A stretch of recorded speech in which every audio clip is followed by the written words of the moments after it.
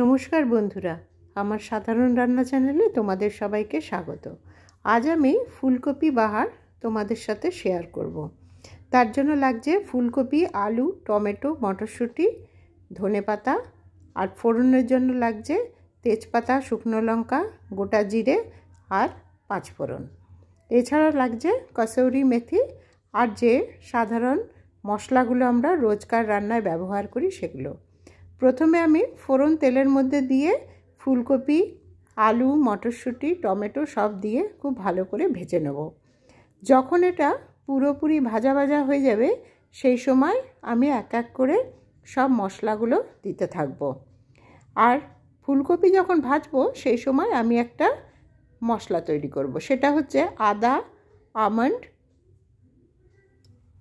কাজু আর গোটা গরম মশলা। গোটা গরম মশলার মধ্যে থাকছে লবঙ্গ, দারচিনি আর ছোটো এলাচ। এই সব কিছুর আমি একটা পেস্ট তৈরি করে নেব। এরপরে যখন ফুলকপির মধ্যে আমি হলুদ গুঁড়ো, লঙ্কা গুঁড়ো, জিরে গুঁড়ো, ধনে গুঁড়ো আর লবণ দিয়ে একটু সামান্য জল দিয়ে ওটাকে ভাজবো।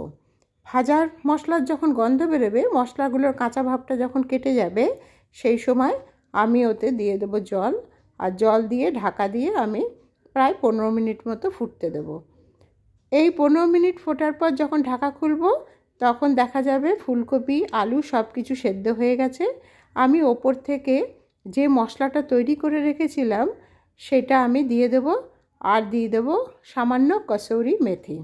কসৌরি মেথি আর ওই মশলাটা দেওয়ার পরও আবার আমি 5 মিনিট মতো ফোটাবো।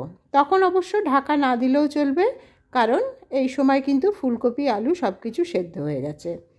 আর এই সময় যখন খুব ভালো করে ফুটে যাবে মশলাটা, যেটা আমি ওই বাটা মশলা তৈরি করেছিলাম আমন্ড, কাজু এসব দিয়ে, সেটার যখন গন্ধটা বেশ ভালো বেরোবে সেই সময় আমি ওপর থেকে দিয়ে দেব ধনেপাতা কুচি।